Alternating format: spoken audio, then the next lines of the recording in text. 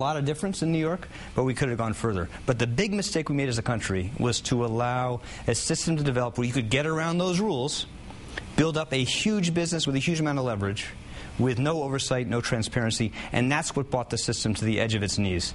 If we hadn't made that mistake, that huge mistake, not moved earlier to put in place these kind of sweeping reforms across the system, this would have been a much more manageable crisis, much less damaging to the American people. So you're right to focus on the Fed, but the Fed was the strongest, the best, most able of those regulators in the United States and around the world. And the mistake the country made was not provide broader authority to constrain risk-taking across the entire system. If you only do it on one part of the system, you know, what happens is the risk and the bad stuff just moves. Right. It just moves, and that's what happened over time. To more lawless neighborhoods. Yeah. So you had a whole parallel banking system merge outside banks, almost as large as what we've done in banks, funded in a very vulnerable way, very vulnerable to runs, with none of the protections and constraints we built after the Great Depression to constrain that kind of risk-taking. That was the big mistake we made. That was not the Fed's mistake. It was not the Fed's mistake, but it was that mistake that brought the system to the edge of collapse. Because in those, what happened was we faced, just the modern version of a classic run in a financial system.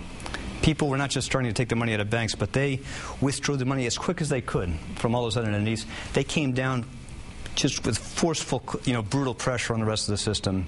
And the government didn't move early enough to try to contain that damage. But that's what we're trying to fix in reform. We're trying to make sure we have as much authority to contain that kind of risk-taking more broadly early. Of how much authority you have, though, is where I get hung up, and why I'm still concerned about the Fed now, why I'm still concerned about your record at the Fed, frankly. Rich, really, I'm happy you can go back and look at my record. I can tell you, with a lot of knowledge, of course, the stuff we were right on early, the stuff where we made a lot of difference early. But I can also tell you, and I know a lot about this, where the Fed was behind the curve and late. And the best example of that was the Fed did not use its authority to write rules to provide better protection for consumers, like in mortgages, early. The chairman of the Fed has said that openly. I agree with that. That's why we propose to take that authority away from the Fed and to give it to an agency where the people wake up every day and they think about one thing, which is how to protect consumers. And that is actually getting at the crux of my worry, which is that it's not just that the Fed didn't have the authority to do all the things that it did. In some cases, and you see it because the Fed has done some things post-crash, pre-new rules, that it could have done before. And those statutes have changed. It hasn't gotten any new rules. It's just decided to exert some things, pressure that it didn't choose to exert before. And that makes me worry about the overall mindset of the Fed. It is one thing to be a supervising agency of big banks who you get along very well with, and they're your board and all of those things. The Fed was much tougher on banks than other banks. It's another thing to be a representative of the people against the banks. But judge them by their record, okay? The Fed was much tougher on banks than one of the other supervisors. That's partly what produced Countrywide. Countrywide did not like being subject to the tough regulation of the Fed, and it chose to become a thrift so it could evade that. The reason why you had so much risk and leverage build up outside the banking system was because the Fed was reasonably tough, much tougher than bank supervisors were in other countries. I'll just give you another example. We messed up a lot of things in this country, and we're living with the cost of that. And we're going to be very aggressive in putting reforms in place. But I'll just give you an example. In all the major economies around the world, outside the United States, the banking system is dramatically larger as a share of the economy. Their banks are much more concentrated. Far fewer banks dominate the entire industry. And that's because in those countries, they did not do a good job of constraining risk-taking by banks.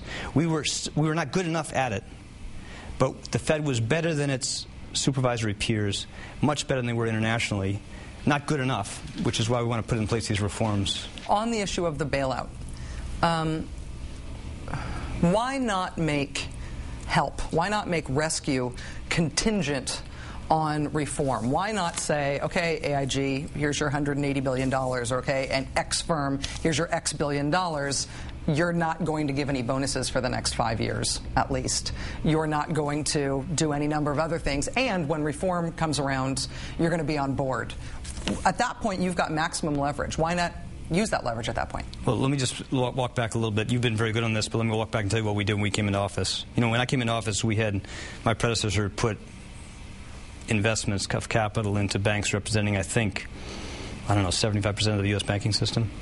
And we moved very quickly to force them to raise private money to replace the public investment dollars so we get that money back and use it to meet the many challenges we face as a country still.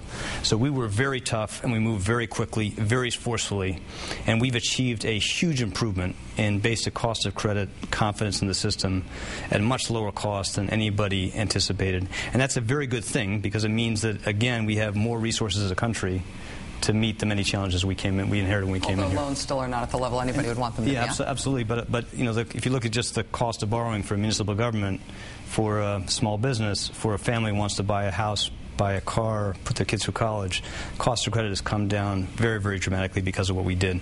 So we have done a very good job of running a very well-managed program that is in the interest of the average American, not just because they care about the cost of credit, but because, again, we faced a lot of challenges as a country, and we didn't want to see their resources used unnecessarily to benefit a bunch of big banks. I understand how mad people are to see the loans not being made and the bonuses being paid. People are incredibly angry, and they should be angry still, because, again, we had a terrible failure of government and judgment in the financial system that caused catastrophic damage to a people who were totally responsible, didn't borrow beyond their means, were careful in their basic judgment, and they're suffering because of the mistakes of a bunch of other people made, and people should be angry. And we hope that anger turns into more political will in the Congress, frankly, to legislate a tough set of reforms. You know, and the President's proposed that we put a $90 billion fee on banks over 10 years so that we can say to the American people that they won't be exposed to a penny of loss from all the terrible things we had to do to step in to rescue this financial system that was burning. So, of course, they're angry. They should be angry about it, and they have a right to be angry. And they should be angry until they have more confidence that the government's actually going to put in place reforms that'll fix what was broken, and they see more traction in all the things we're doing to help bring growth back, bring unemployment down. But the bonus issue specifically, and I know it's not central to the structure of the financial system, but it's absolutely central to how much political will there is to get things done in this administration, even on a host of things that have nothing to do with financial reform. Look, you're right in the bonus. First of all, the bonus thing was important to what caused the crisis, because it was just a crazy system. You know, you could get paid for taking a lot of risk and not be exposed to any risk of losing that compensation if you end up losing your bank a lot of money. It was a crazy way to run a financial system. So it did matter to the crisis, and we think it's very important as part of reforms to change the way these people are compensated. So we proposed, again, two very simple things. You already gave them the rescue money before you proposed the changes. Again, we came into office judged by what we did. Yeah. Okay. I mean, my predecessor had to do what he did, which is he had to put. You know, it was a panic. We were on the edge of collapse. He had to do the terrible thing of pushing a bunch of capital into the banking system, providing some temporary guarantees. Those emergency actions saved us from the Great Depression. That was necessary. But when we came in, we went in, forced them to replace that money, that public money, with private money as quickly as possible. They did it very, very quickly. And that is good for us, good for everything you care about, everything you value, because it gives us much more room now to deal with all the many challenges we face. Now, on compensation, though, again, what we're proposing is a very simple thing, which is that firms have to disclose to the public and allow their shareholders to vote on how they're paying their senior executives.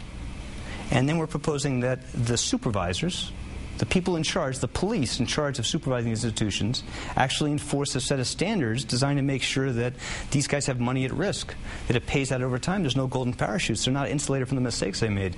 Those things are very powerful reforms. Frankly, there has not been enough progress to it, but it takes the leverage legislation will bring to bring that about. In terms of the overall politics here, the sort of the rap that you've gotten, and I don't know if it's deserved or undeserved, and you can make your case, is that you're a little allergic to populism. And maybe that's in part because you feel like, just as from your position as Secretary of the Treasury, it's not appropriate to take that sort of tone from this office. And I'd love to hear your explanation for it. If, though, people do not believe that this administration and the government in general is on their side against predation from big firms, Wall Street, the result of that is that there's going to be a lot of people elected in November who, if they don't show up with actual pitchforks, probably will have flaming torches. I mean, we're going to get very, very, very populist very fast unless this administration takes a more populist tone and people start to believe in it, because that is the mood of the country. I got a slightly different view.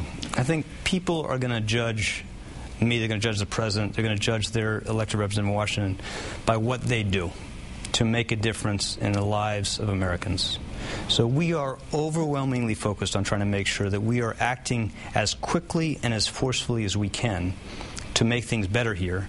And this president, he moved with enormous speed and care and force, doing incredibly important, difficult, and in many ways unpopular things because they were necessary to save the economy from collapse and make sure the economy was growing again, creating jobs again. That's what people are going to measure us by. If we don't focus on that every day, then we're going to be in a position where we're going to leave the economy much weaker, Americans losing even more faith in their government, and that's what guides all the actions we're making. We're trying to focus on what's going to make the biggest difference as quickly as possible in things that matter to not just the basic lives of Americans, but their confidence in government again. Because again, this government, the government of the country, failed them terribly. It's not just that we left them the worst recession in generations. We came into this recession with, frankly, an education system that did not do a good job, fair job of educating our children. We saw a huge rise in inequality over time.